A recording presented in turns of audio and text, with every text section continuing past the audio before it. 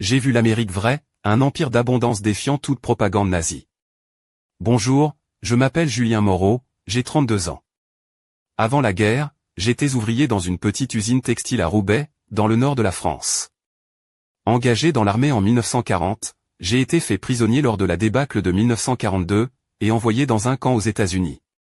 Ce que j'ai découvert là-bas a bouleversé tout ce que je pensais savoir sur le monde, sur mes ennemis, et même sur moi-même. Tout a commencé un soir d'été, alors que le train sur lequel nous étions prisonniers traversait les vastes plaines du Tennessee. Depuis la fenêtre de notre wagon, j'ai vu une lumière éclatante, des centaines de foyers illuminés, des usines en pleine activité à 10 heures du soir. En Allemagne, nous avions appris que le pays était plongé dans l'obscurité, que les pénuries rendaient la vie dure, et que l'Amérique était un pays décadent, affaibli. Mais là, sous mes yeux, la réalité démentait cette idée depuis longtemps inculquée par la propagande nazie. Je me souviens encore de ce sentiment d'incrédulité mêlé à une curiosité fébrile. Comment un pays en guerre pouvait-il produire autant, vivre dans une telle abondance, alors que chez nous, la pénurie était la règle? J'avais été habitué à la rigueur, à la privation, au rationnement sévère. Et pourtant, ce spectacle d'opulence industrielle semblait presque irréel. Dans le wagon, autour de moi, mes compagnons d'infortune chuchotaient entre eux, certains tentaient de nier ce qu'ils voyaient, refusant de croire que cette image pouvait être vraie. D'autres, plus silencieux, observaient avec une fascination mêlée d'envie et de doute. Ce voyage allait marquer le début d'une profonde remise en question, un bouleversement intérieur qui changerait à jamais notre vision du monde. J'étais loin d'imaginer à quel point cette traversée allait ébranler nos certitudes les plus profondes, nous confrontant à une vérité que nous n'aurions jamais pu soupçonner dans nos geôles françaises ou allemandes. Cette découverte allait s'avérer être bien plus qu'une simple surprise, elle allait devenir le socle d'une transformation psychologique et idéologique radicale. Mais tout cela, je ne l'ai compris qu'avec le temps, au fur et à mesure que les jours, les semaines et les mois passaient, et que les preuves de cette puissance incroyable s'accumulaient devant nos yeux. Ce premier choc, cette première lumière dans la nuit, fut le début d'une longue révélation. Ce voyage en train à travers l'Amérique profonde ne fut que le premier contact avec un monde que nous avions toujours cru inaccessible, un univers où la prospérité semblait inépuisable. Mais avant d'en arriver là, il faut que je vous raconte comment nous avions atterri ici, loin de notre patrie déchirée par la guerre. J'étais soldat dans la Wehrmacht, affecté à la campagne en Afrique du Nord. Après des combats acharnés, nous avons été encerclés et contraints à la reddition en mai 1943, dans une chaleur étouffante qui semblait refléter l'effondrement de notre cause. Avec des milliers d'autres soldats, nous fûmes rassemblés dans des camps de prisonniers improvisés en Algérie, sous le regard vigilant des Américains. Ce fut le début d'un long périple qui allait nous emmener loin, très loin de tout ce que nous connaissions. Dès notre arrivée dans ces camps, j'ai été frappé par l'organisation rigoureuse des Américains. Chaque jour, nous étions triés, enregistrés avec une précision qui dépassait tout ce que j'avais vu dans la machine militaire allemande. Nos identités étaient photographiées, nos dossiers soigneusement classés, et même nos droits, tels que définis par la Convention de Genève, nous étaient expliqués dans un allemand impeccable par des officiers américains spécialement formés. Cette attention aux détails, cette efficacité, m'a immédiatement surpris. Je m'attendais à la rudesse, à la malveillance, à l'indifférence. Mais c'était tout le contraire. Et puis il y avait la nourriture. Nous avions vécu des mois dans le désert, avec des rations maigres, souvent insuffisantes. Ici, on nous servait du pain blanc, du vrai café, de la viande 2 fois par jour. Beaucoup pensaient que c'était une tactique, une propagande destinée à nous amadouer. Mais rapidement, il est devenu évident que c'était la norme, pas une exception. Le contraste avec notre vie d'avant était sidérant. Quelques semaines plus tard, nous embarquions sur un navire américain pour la traversée de l'Atlantique, destination les États-Unis. Le bateau, un Liberty Ship, avait été construit en un temps record, avec une efficacité industrielle que nous n'aurions jamais imaginé possible. À bord, la nourriture gaspillée en quantité incroyable, les installations modernes, le confort relatif, tout cela renforçait un sentiment d'émerveillement mêlé d'incrédulité. Lorsque nous avons débarqué à Norfolk, en Virginie, ce fut un choc supplémentaire. Le port, immense, grouillant d'activité, semblait un monde à part. Des dizaines de cargos, des grues gigantesques, des machines électriques qui fonctionnaient sans relâche, tout cela témoignait d'une puissance industrielle insoupçonnée. Nous étions à des années-lumière de l'image d'une Amérique affaiblie que la propagande nazie nous avait vendue. C'est à ce moment précis que l'étau de nos certitudes a commencé à se desserrer. Nous étions là, dans un pays qui ne ressemblait en rien à ce que nous avions imaginé, un pays qui semblait capable de supporter la guerre avec une force et une richesse presque indécentes. Cette réalité allait peu à peu bouleverser tout ce que je croyais vrai. Mais je n'en étais qu'au début de cette découverte. La suite allait nous transporter encore plus loin dans l'inconnu. Alors que le train reprenait sa route vers l'ouest, traversant les territoires américains encore méconnus pour nous, chaque instant était une leçon silencieuse mais implacable. Ce que j'avais vu à Norfolk n'était qu'un avant-goût de ce qui nous attendait. Chaque ville, chaque campagne, chaque paysage semblait démentir tout ce que j'avais appris, tout ce que la propagande nazie avait gravé dans nos esprits. La nuit tombait, les lumières des petites villes et des fermes brillaient comme des étoiles terrestres. Dans notre Allemagne en guerre, depuis des années, les coupures d'électricité étaient la norme. Le noir total régnait pour éviter les bombardements, et même avant cela, rares étaient les fermes équipées d'électricité. Ici, en plein cœur des États-Unis, les rues, les maisons, les usines étincelaient d'une lumière électrique constante, presque arrogante dans son abondance. Je me rappelle le regard des gardes américains, eux-mêmes étonnés de devoir s'excuser parce que la climatisation du wagon ne fonctionnait pas correctement. La climatisation, en plein mois d'août. Dans notre Wehrmacht, de tels luxes semblaient des contes de fées, réservés aux hauts gradés ou aux dignitaires. Et là, c'était un confort banal, presque embarrassant pour nos geôliers. En regardant par la fenêtre, j'ai vu défiler des usines gigantesques, illuminées, fonctionnant sans interruption, alimentées par une énergie que je ne pouvais qu'imaginer. Des centaines, voire des milliers de travailleurs, hommes et femmes, noirs et blancs, s'activaient en rythme, dans une harmonie mécanique que je n'aurais jamais cru possible. Ces femmes, souvent vêtues de vêtements pratiques mais révélant une silhouette athlétique, se déplaçaient avec une assurance qui démentait la dureté du travail qu'elles accomplissaient. Leur regard était concentré, mais je ne pouvais m'empêcher d'y voir une certaine fierté, presque une défiance à l'égard de notre ignorance. Chaque arrêt du train nous offrait une nouvelle surprise. À Danville, une petite ville industrielle, les rues fourmillaient de voitures particulières, chaque ouvrier semblant posséder son propre véhicule. En Allemagne, la voiture restait un luxe pour les élites du parti ou les plus fortunés, un rêve inaccessible pour la plupart des travailleurs. Ici, c'était la norme, une évidence. Le contraste avec notre patrie ravagée, sous contrôle strict et rationné, était si brutal qu'il en devenait presque douloureux. Beaucoup parmi mes compagnons refusaient de regarder, préférant se recroqueviller dans un silence résigné, tandis que d'autres, comme moi, commençaient à douter, à remettre en question des vérités que nous avions tenues pour sacrées. Mais ce n'était pas seulement l'abondance matérielle qui nous frappait. C'était aussi la manière dont les Américains vivaient cette richesse. Pas avec arrogance, mais avec une sorte de désinvolture tranquille, comme si cette puissance était un fait acquis, un droit naturel. Ce spectacle, cette réalité, ébranlait lentement la mécanique de la propagande nazie, qui dépeignait l'Amérique comme un pays affaibli, divisé, incapable de soutenir une guerre prolongée. Je sentais au fond de moi que ce voyage allait marquer le début d'une transformation plus profonde, celle de nos esprits, de nos croyances, de notre identité. Mais à cet instant, nous n'étions encore que des soldats prisonniers, perdus dans un pays immense, face à une réalité qui nous échappait. La suite allait nous plonger encore plus loin dans cette révélation bouleversante. Le voyage en train se poursuivait, chaque kilomètre nous éloignant un peu plus de l'Europe que nous avions connue, pour nous plonger dans un univers qui défiait toutes nos croyances. C'est au cours de ce trajet que la véritable démonstration de la puissance américaine s'est révélée à nous, non pas par des discours ou des slogans, mais par la simple observation quotidienne de ce que nous traversions. Je me rappelle ce moment précis où, en regardant par la fenêtre, j'ai vu défiler une usine gigantesque à l'échelle que je n'avais jamais imaginée. C'était une usine d'aluminium, située près de Nashville, qui s'étendait sur plusieurs kilomètres le long de la rivière Cumberland. Des centaines de fours électriques brûlaient sans interruption, dévorant une énergie colossale. L'usine produisait chaque jour une quantité d'aluminium suffisante pour soutenir l'effort de guerre américain, bien au-delà de tout ce que l'Allemagne pouvait espérer.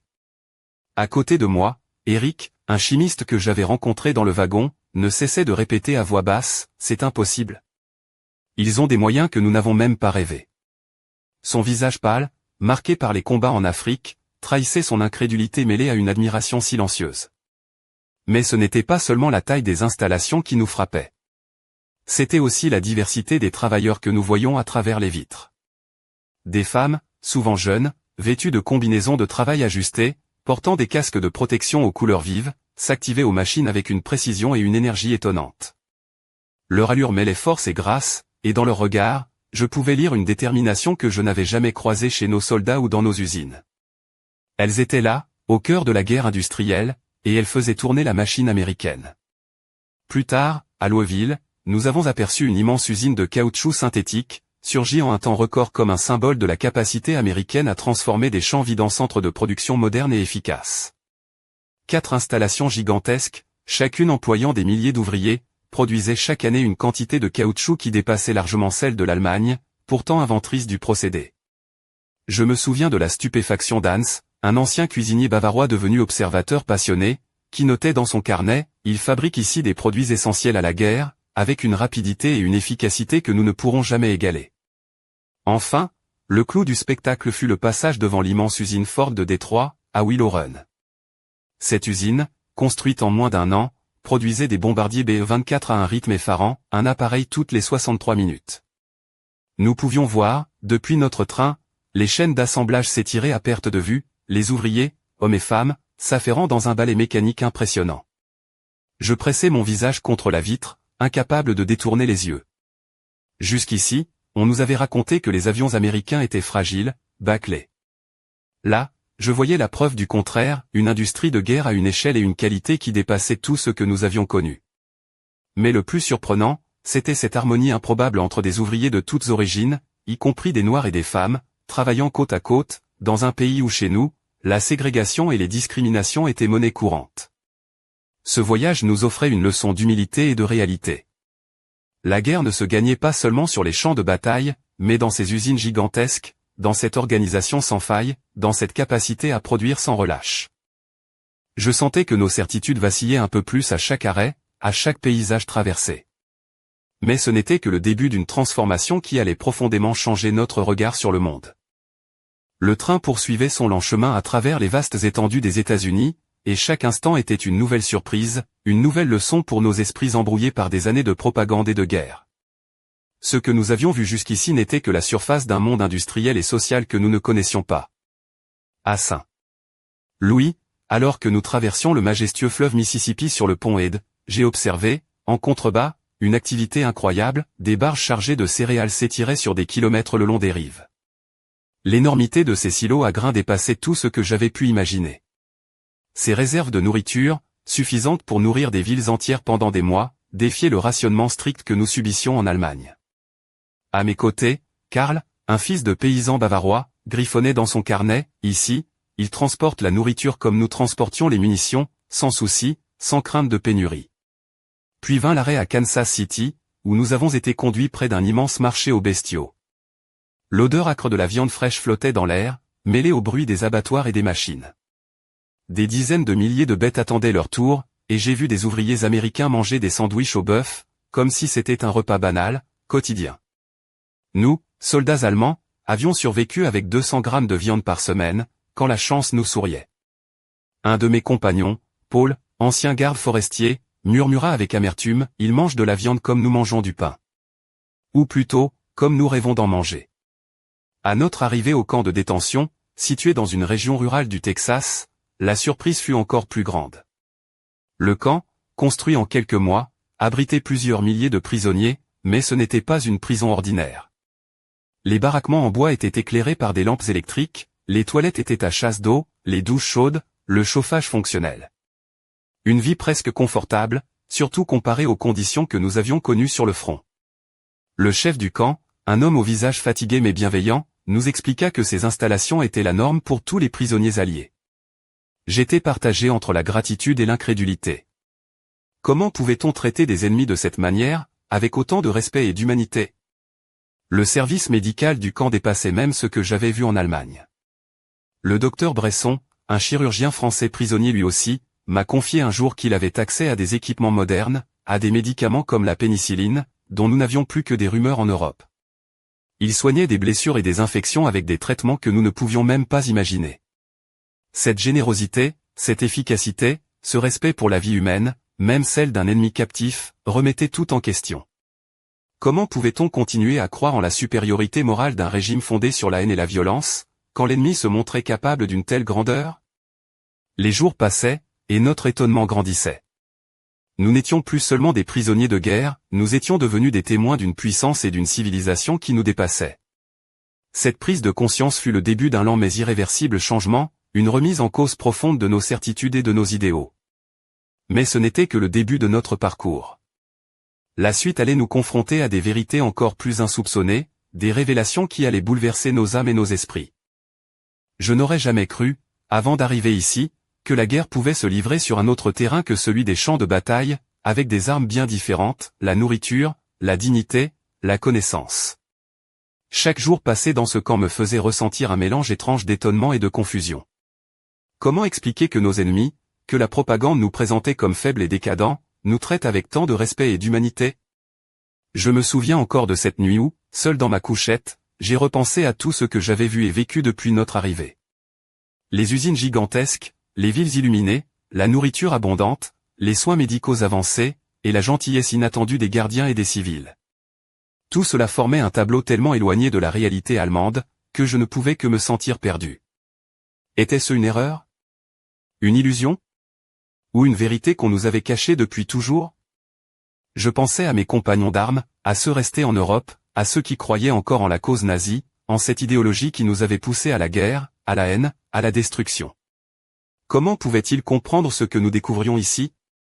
Comment pouvaient-ils accepter que leur monde s'effondre simplement parce qu'un autre modèle, plus humain et plus puissant, existait sous leurs yeux?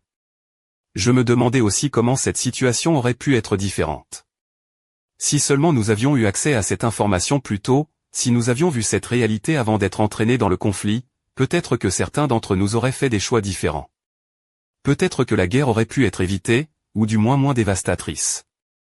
Mais en même temps, je ressentais une forme de colère sourde, envers ceux qui nous avaient menti, qui nous avaient manipulés pour servir des intérêts obscurs.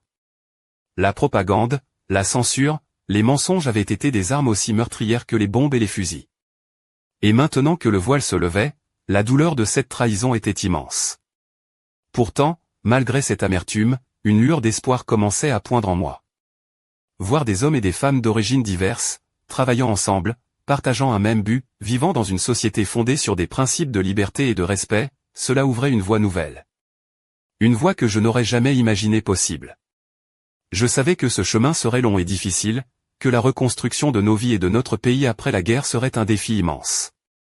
Mais je sentais aussi que cette expérience, cette révélation, avait le pouvoir de changer non seulement nos destins individuels, mais aussi celui de toute une génération. Alors que le train continuait sa route vers les camps texans, je comprenais que notre captivité ne serait pas seulement une épreuve physique, mais surtout une transformation mentale et spirituelle. Nous étions en train de devenir autre chose, des hommes confrontés à une vérité plus grande que leurs peurs et leurs croyances passées. Et c'est dans cette tension, entre le passé que nous laissions derrière nous et un avenir incertain mais prometteur, que notre histoire allait s'écrire. Une histoire qui dépassait les frontières, les idéologies, et qui allait marquer à jamais le cours du monde.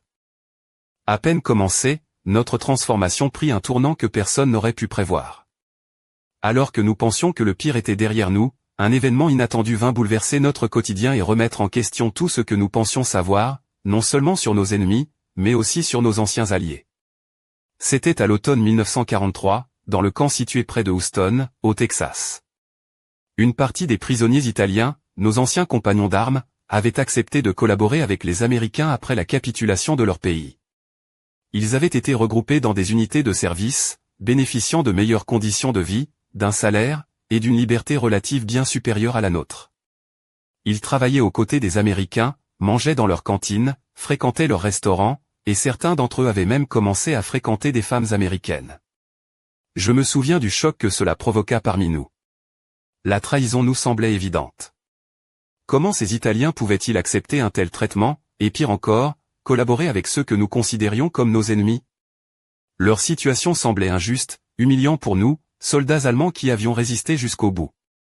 Mais au-delà de la colère, un sentiment plus profond s'installa, l'incompréhension. Pourquoi ces prisonniers italiens bénéficiaient-ils de tels privilèges? Pourquoi les Américains leur faisaient-ils confiance alors qu'ils nous gardaient sous surveillance stricte? Cette situation nous déstabilisait et remettait en cause l'image que nous avions de nos ennemis et de la guerre elle-même. Hedwig, un lieutenant de la Wehrmacht que j'avais appris à connaître, écrivait dans son carnet, « Les Italiens nous ont tourné le dos, et pourtant, ils vivent mieux que nous.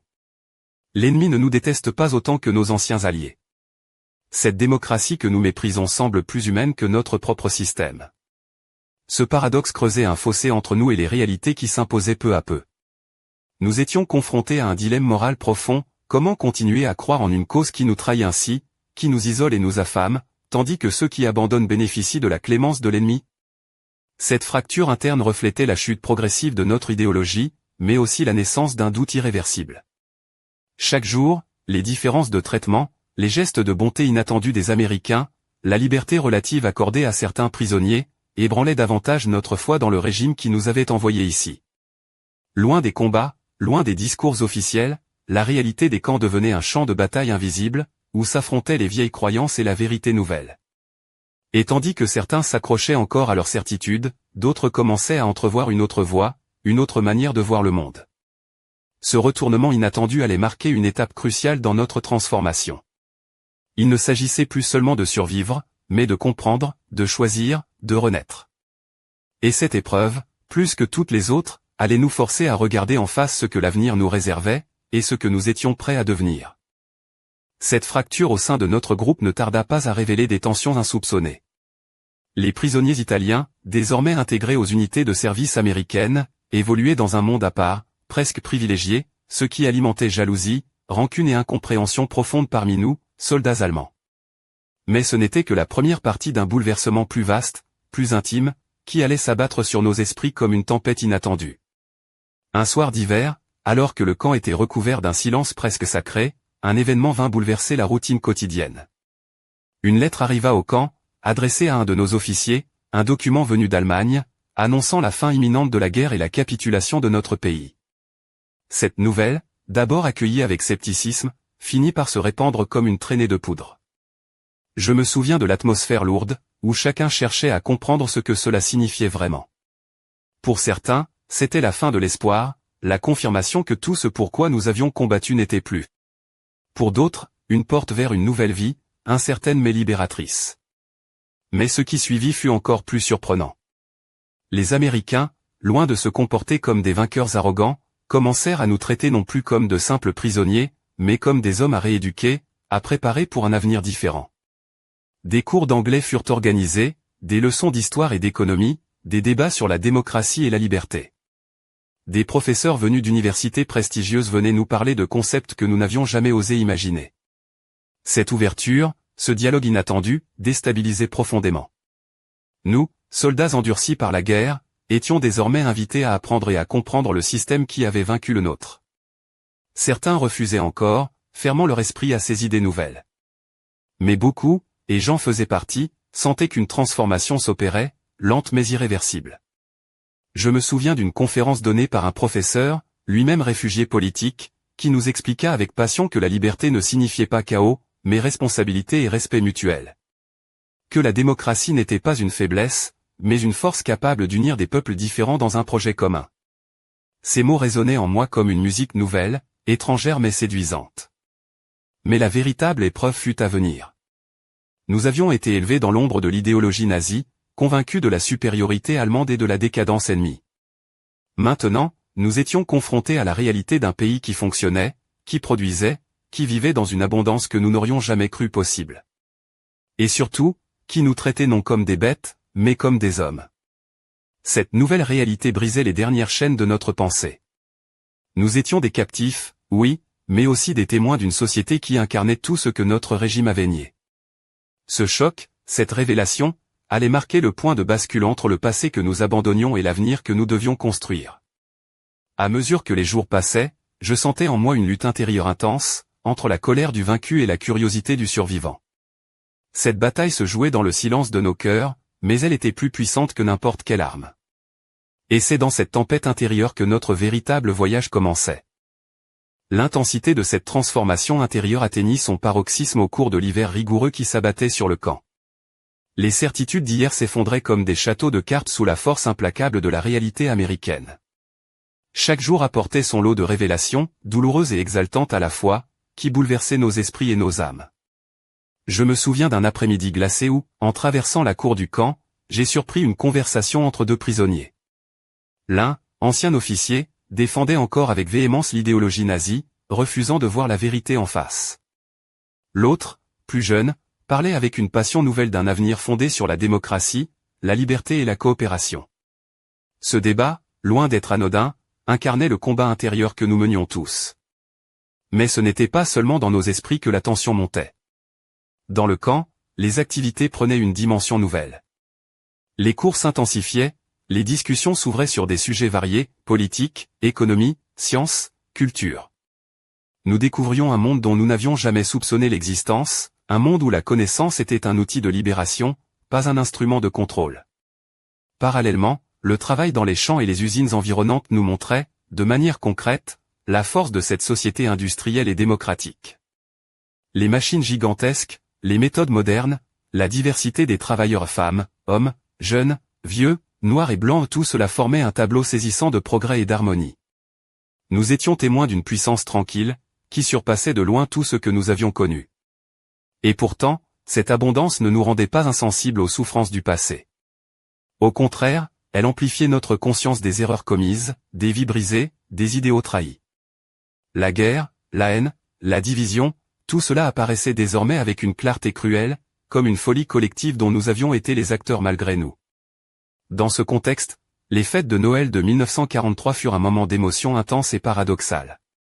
Les Américains, à travers des organisations civiles, des églises, des groupes communautaires, nous envoyèrent des milliers de colis de Noël, remplis de cigarettes, de friandises, de petits cadeaux.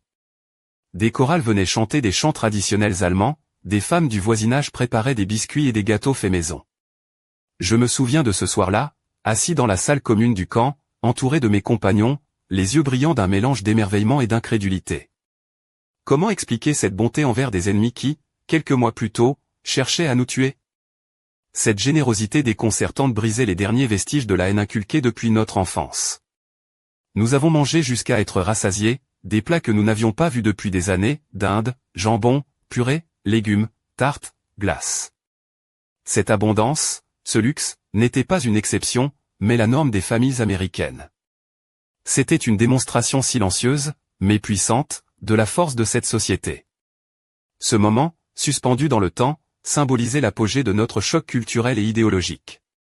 Nous n'étions plus seulement des prisonniers, mais des hommes confrontés à une vérité qui renversait tout ce que nous savions. Ce Noël fut plus qu'une fête, ce fut un point de rupture, un tournant décisif dans notre transformation. Et pourtant, malgré cette lumière nouvelle, une question demeurait en suspens, lourde de promesses et de menaces. Que ferions-nous de cette vérité une fois libres? Le chemin qui s'ouvrait devant nous était incertain, semé d'embûches, mais aussi d'espoir. Le récit de notre captivité n'était pas encore terminé, et la suite réservait encore des surprises. Les semaines et les mois qui suivirent ce Noël mémorable furent une période de profond bouleversement, non seulement pour moi, mais pour tous ceux qui partageaient cette captivité. Nous étions devenus bien plus que des prisonniers de guerre, des témoins et des acteurs d'une transformation historique inattendue, une mutation de l'esprit née de l'évidence et de l'expérience. À mesure que l'hiver laissait place au printemps, les programmes éducatifs se multipliaient. Des centaines d'entre nous, anciens soldats, nous inscrivions aux cours proposés par des universités américaines, apprenant l'anglais, découvrant la démocratie, l'économie, la science, la philosophie. Ces savoirs, jadis interdits ou moqués dans notre pays, ouvraient des horizons insoupçonnés. Je me rappelle les débats passionnés dans les salles de classe improvisées, où nous échangions, parfois enflammés, sur l'avenir de l'Allemagne. Certains d'entre nous rêvaient d'une société nouvelle, fondée sur la liberté et le respect des droits. D'autres restaient hantés par le passé, incapables de se détacher totalement des idéologies qui avaient mené à la guerre. Mais tous, nous étions marqués par cette expérience unique, la découverte d'un pays qui, malgré ses défauts, avait su bâtir un système capable d'allier puissance industrielle, justice sociale, et respect de l'individu. Ce constat, simple mais radical, nous transformait. Au-delà des cours, le travail dans les fermes et les usines américaines nous exposait quotidiennement à cette réalité. Nous participions à la récolte du blé dans le Midwest, à la fabrication de pièces automobiles dans l'Ohio, à la production d'aliments en conserve dans le New Jersey. Partout, la machine américaine tournait à plein régime, portée par des ouvriers divers, unis par un but commun. Cette immersion dans la vie américaine nous permettait de comprendre que la victoire sur le champ de bataille n'était qu'une partie de la guerre. La véritable conquête se jouait dans les usines, les champs, les écoles, dans la capacité à créer et à partager. C'était une leçon que nous emporterions avec nous, bien au-delà de notre retour en Europe. Mais alors que la guerre touchait à sa fin, un dernier coup de théâtre allait sceller notre transformation. Les images des camps de concentration libérés, les témoignages des survivants, les preuves irréfutables des horreurs nazies furent dévoilées devant nous. Beaucoup refusèrent d'abord de croire, d'autres furent submergés par l'horreur et la honte. Ce choc moral fut le point final d'un effondrement idéologique complet. Je me souviens avoir écrit dans mon carnet, nous n'étions pas des héros, mais des instruments d'un crime. Cette vérité fait plus mal que toutes les blessures. Et pourtant, malgré cette douleur, une force nouvelle naissait en nous.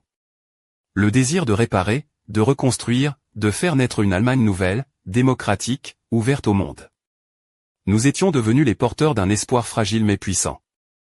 Lorsque, enfin, nous avons repris le chemin de la patrie, ce n'était plus en ennemis vaincus, mais en témoins et en artisans d'un avenir différent.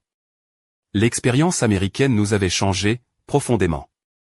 Nous avions vu ce que la liberté et la prospérité pouvaient offrir, et nous étions déterminés à le partager. Ce récit, notre histoire, est celle d'une métamorphose incroyable, née non de la force des armes, mais de la puissance de l'exemple, de la générosité et de la vérité.